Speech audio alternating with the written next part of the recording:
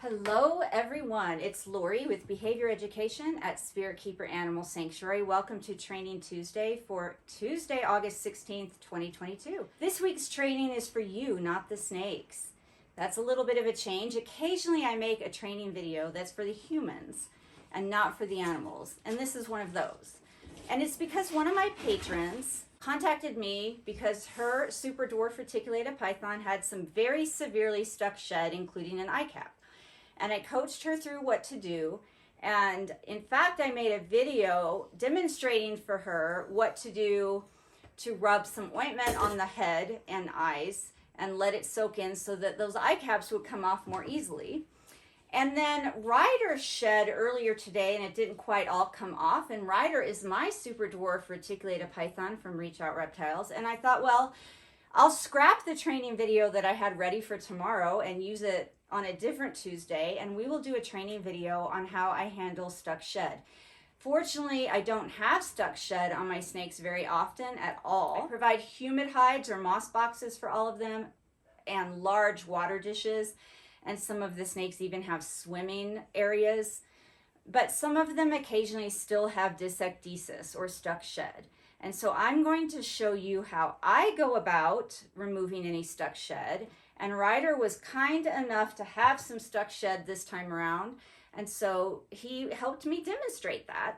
And then I'm going to use one of my inland carpet pythons, Vegan Bray, produced by Justin Julander, to show you how I would rub ointment on the snake if it needed ointment on its body or face or eyes. I hope that you get something out of this. There's the last little bit of shed coming off the tip of Ryder's tail. You want to make sure that all shed comes off the snake. Eye shed to tail tip so that we don't have any necrotic tissue due to stuck shed and so that the snakes can see and they don't have any permanent eye damage due to stuck shed. Ryder's had about enough of me messing with him, so I'm going to let him go back into his tree. He has 2 humid hides in this tree and 2 water dishes. And last time he shed just perfectly. The time before that, he had Disecdysis. This time, he had a little bit of Disecdysis. It depends on what's going on with the snake each shed cycle. Not only what's going on with the ambient climate, but what's going on internally with the snake. And my vet says that that has a lot more to do with ecdysis than we give it credit for. Things can be going on internally, physiologically with the snake that can cause Disecdysis or promote good shedding. And that might have to do with hydration or nutrition or how well the internal physiology is working at the time, internal organs, etc. It's not always because of external factors. Watch the video of me getting the stuck shed off of Ryder. Watch the demonstration of me pretending to rub ointment on Vegan Bray, and I'll see you at the end. So the first thing I'm gonna do is check the temperature of the water. It's 91 degrees. But remember, I'm not leaving him in this. I'm just using a warm wash rag at first to rub on him very gently. I'm actually just letting him move his own body through the wash rag to get the stuck shed started coming off, so to loosen it.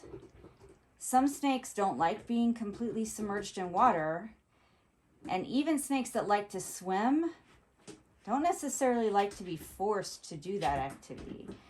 So I usually ease them into it, and I don't close them in a container that they can't escape from, because remember, if being submerged in water or being wet is something they find aversive, the last thing I want to do is seal them in a container that they have no escape from and force them to be in water, which they already find aversive. Now, he doesn't seem to be too bad about this, but of course it might be different if it's something I was being more forceful about.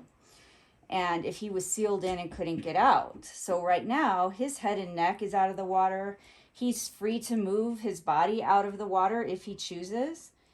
I'm not restraining him. I am just lightly letting him move forward through my hands. And as he's doing that, I'm working some of the stuck shed off. And it may take more than one time of doing this to get all the stuck shed off, because at first it's just going to probably get loosened up unless it's really ready to come off and they just needed a little bit of help. You're probably going to have to go through this process more than one repetition.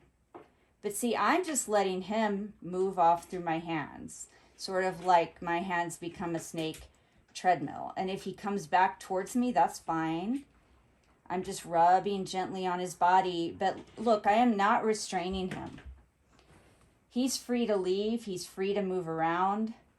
I'm just holding him gently in my hands and letting him move through my fingers, letting him move through the water and come out of the water as he wants to.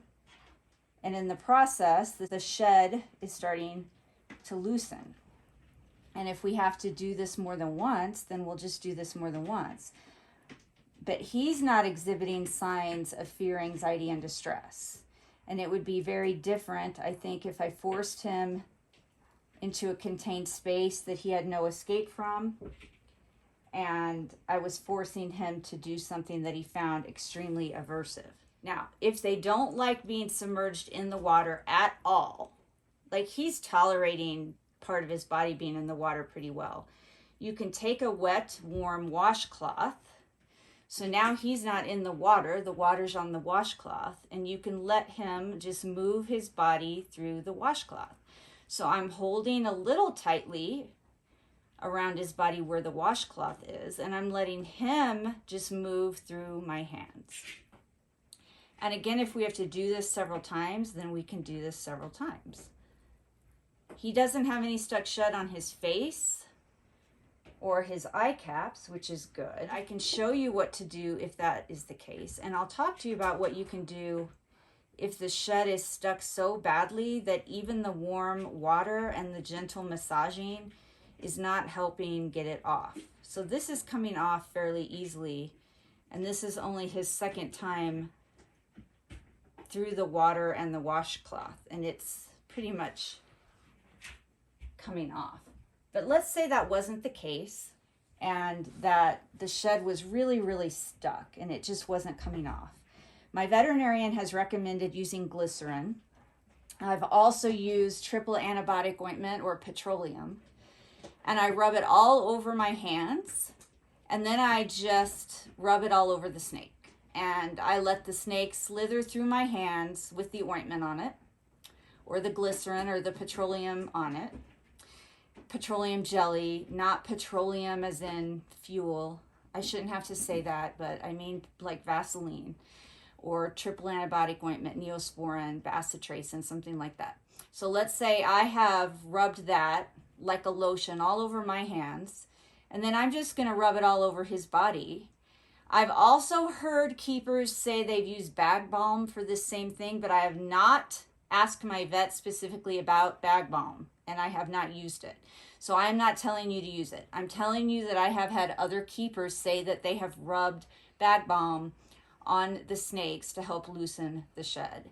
But that has not been run by my veterinarian. So I'm throwing it out there. I will probably ask my vet about that in the future since someone mentioned to me that it works, but I don't know what she's going to say about that. Right now, I just use warm water. I use glycerin because she said that that was fine, and I've used like a Neosporin. And so I would just have that all over my hands, and I would let the snake's body run through my hands, and I would rub that all over the snake. And that would be including the head and the eyes. And I don't try to restrain or rub on the head. I would just have the ointment all over my hands and then let the snake move his head forward or backward through my hands as he chose. And, you know, as he's doing that, the ointment from my hands is going to get on his face. And in the case of using glycerin or an ointment, then you're just going to leave it on the snake for a little while. I've left it on for like an hour before, If it's super bad, I guess you could leave it on overnight and work on it the next day, but I haven't had to do that. So you leave the ointment on for a little while, you come back, and then you just do this exact same thing. You just let the snake move through your hands, and I like to use a warm wash rag or towel. The ointment has soaked in. Hopefully it's loosened the shed a little bit more than just the water in your hands alone. And I'm just letting the snake move through the wash rag and through my hands as he likes. And at no point am I trying to forcibly restrain him from moving, or am I trying to force him to remain in the water. He's moving as he chooses, and I am just lightly handling him as I would if we were doing a normal handling session. And it's ideal if you can allow the snake to come out on their own before you start this process. I'm going to show you a video clip of me doing this with an inland carpet python, and that snake just came out on his own, and then I used him for the demonstration. I recommend this over sealing them in a tub of water because they can become distressed. If the water's too hot and they're sealed in that tub, they can die. If the water's too cold and they're sealed in that tub without the ability to get away, that would not be good for them either. And this way, I'm not doing anything that unusual for me and the snake. If it's a snake that is used to being around you and that you pick up and move around from time to time, this isn't a hugely different experience for them. I'm not forcibly restraining him. I'm not trying to prevent him from moving. In fact, his own movement is what's helping all this stuck shed come off. Just letting him move through my hands, and that shed is just coming off. This shed's just coming off with some light movement through water and with the warm wash rag. But if it's not coming off with water, if it is severely stuck, if the snake is experiencing severe disecdysis, that means poor shedding, then you can try the glycerin or the ointment method. Rub it all over their body in the same method I'm showing you here. Let it stay on there and soak into the snake's skin for a while, and then come back and do this all over again. And I think we got it all. And he's over there on my microphone exploring. I'll show you where he went. You don't want to make this a distressing process for the snake. You want to try to keep everything as calm as possible. And you want to let the snake always get away if that's what they choose to do. If your snake's not at this point with their handling and they have stuck shed, then we're going to have to use a different method. But this is for snakes that you've been maybe target training, you've been doing passive habituation with, you've been doing choice-based handling with already. They're used to some interactions like this, and they're not completely distressed by you touching them. So this is for a snake that's in this stage of their relationship with you, and not a snake that won't allow touching at all. This next portion is an actual video that I made for one of my patrons, and that's one of the privileges of being a patron. I do coaching through Patreon. Sometimes that includes private videos that I send the people that I'm coaching or that I'm counseling or advising about their reptiles and other animals, because that's just easier to do. And if it's something I need to show them, we either do a video or Zoom or FaceTime call, or I shoot a few seconds or a couple minutes of video and send it to them. I'm just holding the snake like normal and letting him move around and do whatever he wants to do. And so what I would do if I had to medicate his eye with ointment is rub the ointment all over my fingers and hand. And typically what I find is if I start trying to hold them behind the head like this, of course he's not doing it, many of them will back up. Well, he's just letting me touch his head and eyes. So I guess he's not a good example for you. But a lot of times what happens if I try to hold one on the neck like this, instead of moving forward, they will back up through my hand to try to get away because they don't like it. So if I had to medicate him, I guess I would just touch his face the way I just did and let him. Well, there he's backing up through my hands. I hope that you could see that. But I am just holding him like normal and holding him very gently and loosely, and I'm not trying to restrain him. But then when I start touching around the head, I'm just kind of letting him rub on my hand, and he's either going to go forward or backward if I get this far, and if your hand is covered with the ointment, it's going to get on the eyes. He's there. See how he backed up through my hand? A lot of times that's what they'll do, and I just use that as an opportune time to smear the ointment on their eye. But if they go forward, you could certainly do the same thing. Okay, here you go, buddy. Thank you for your time and assistance. Everyone, thank you so much for watching. I hope that you found that helpful. There are many, many ways to deal with disecdysis. My number one recommendation, if your snake is having bad sheds, is to check with your veterinarian about what they personally recommend. I'm not a veterinarian. This is just how I deal with stuck sheds, and part of this procedure was recommended by my veterinarian. She's an excellent exotic animal vet, Dr. Liza Pfaff at Critter Care Animal Hospital. Check with your veterinarian first, and this is just one method of getting stuck shed off of a snake. As always with choice-based interactions, I don't like to force the snakes to do anything that they don't choose to do. This is something that I think Ryder didn't necessarily choose to do. I had to use a little bit of force and restraint. So on the spectrum of use of force, you have no force at all, and you have ultimate force where you're absolutely 100% restraining the animal or the person, and you're making them physically do something through physical strength and power and restraint. The other end of that spectrum is total freedom and no force and restraint.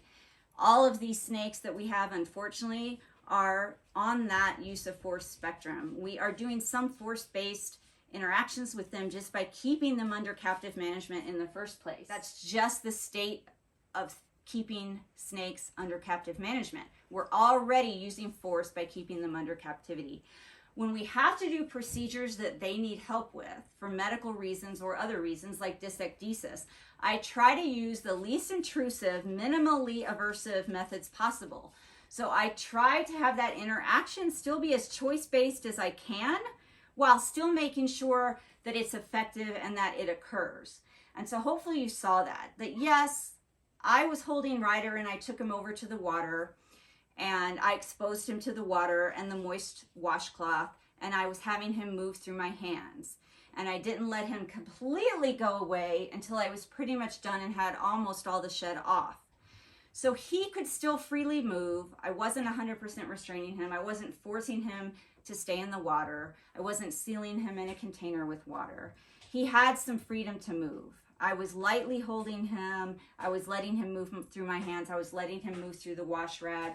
And if he had elevated in his fear, anxiety, and distress, if he had started to reach a threshold where he was exhibiting too much stress, I would have stopped, because that wasn't an emergency, and I could have done a little bit tonight and a little bit on a different day. So even though that was something that I facilitated with him, I still tried to allow him as much choice as possible while we were accomplishing getting that stuck shed off. If you have any questions about that, number one, contact your veterinarian. And then you're always welcome to contact me at behavioreducation.org, at behavioreducationllc@gmail.com, or through Facebook, Instagram, LinkedIn, Twitter, or YouTube, as always.